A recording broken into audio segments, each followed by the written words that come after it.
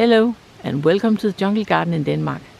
This video has been recorded over 2 weeks because I thought it could be fun to show how much growth there is in 2 weeks, but then the weather hasn't been ideal. 2 weeks ago we had a drought that had lasted 4 weeks, and now in the last 2 weeks it's been pouring down almost every day. So it's not really what we used to call normal weather. And here is the Cordyline australis in the New Zealand bed, looking really good. And we found out something very odd. There used to be two, one next to it, and it just looked really miserable. And in another spot in the garden we also have two cordylines, or had two cordylines next to each other, and one of them also looked really miserable. And we have tried it before, two next to each other, and one of them dies.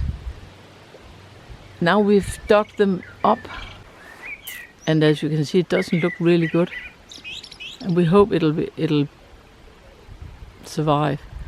We also dug up the other one from the other spot, and that has really almost died, and we tried to cut off the trunk, and now it's shooting from the ground, so that's quite interesting. So we also have Cordyline australis elsewhere in the garden, just one plant, and there's nothing wrong with them, so it looks like they can't be next to each other. That is very strange. And here is Schefflera taiwaniana, which has 3 or 4 new growth points, and they're all putting out new leaves.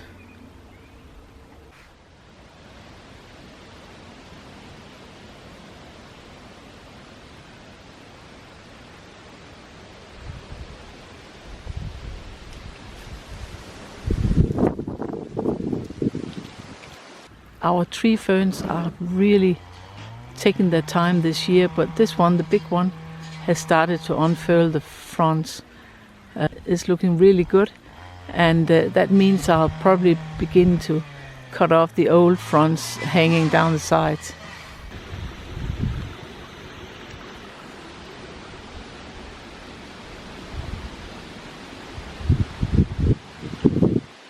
The other tree ferns, well, the fronds are there, but they're not visible yet. There are plenty of knuckles down in the middle. And I think it's because I had left all the old browned off fronds from last year. I normally do that, and I don't cut them off until the new ones emerge. But I think that has kept the trunk too dry. So now I've cut them off so that the trunk can get some water. We've had plenty of rain, so it shouldn't be lack of water, but I think it's because of those fronds. We'll just have to see. And our fig tree, which is a bush, looked like it was dead, but it's got plenty of new shoots, so that's really nice to see.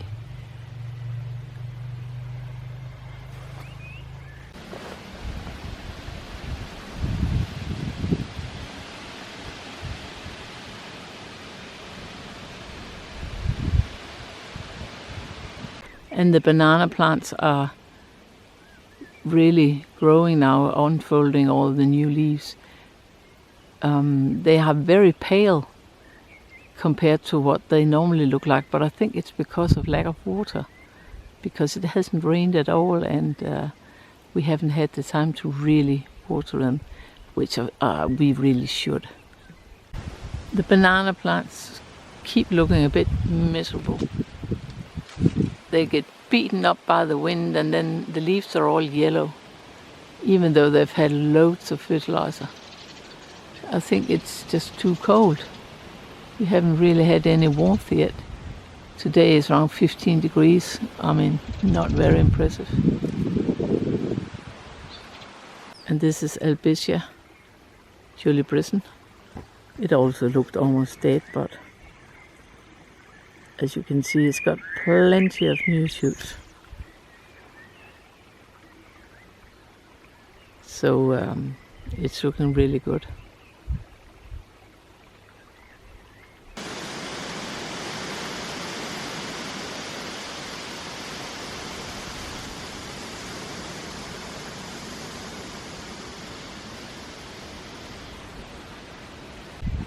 And though it has got anything to do with the jungle garden, it is really pretty when all the rhododendrons are flowering at the same time with all the different colors.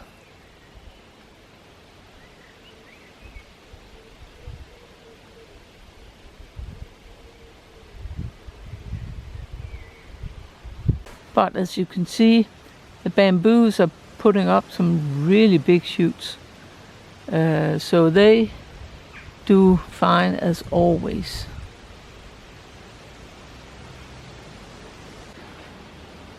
And as you can see, my Gunnera cryptica is just so disappointing as always. It has rained and rained and rained, so it can't be lack of water. And I've given it chicken pellets, chicken manure pellets en masse. So I wouldn't think it needs fertilizer. I don't understand why it doesn't get any bigger than that. And this is Zantedeschia Himalaya, also called white giant. It didn't flower last year, so this year it has decided to come with 2 flowers. In winter I showed how I was experimenting with overwintering Colocasia, because so far, no matter what I've done, they've died. And this time I tried to put them in sphagnum moss, and that has been a success.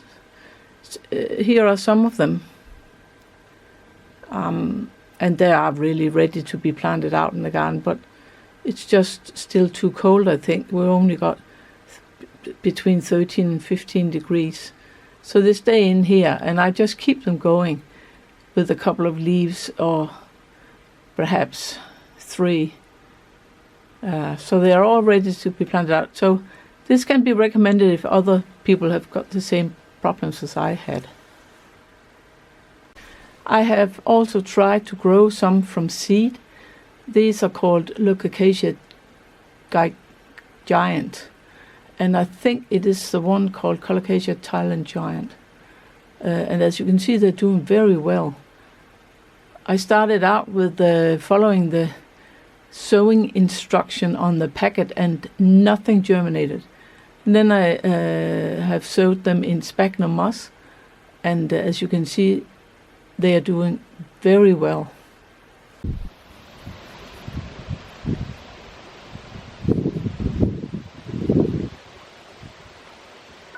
And this was all for now.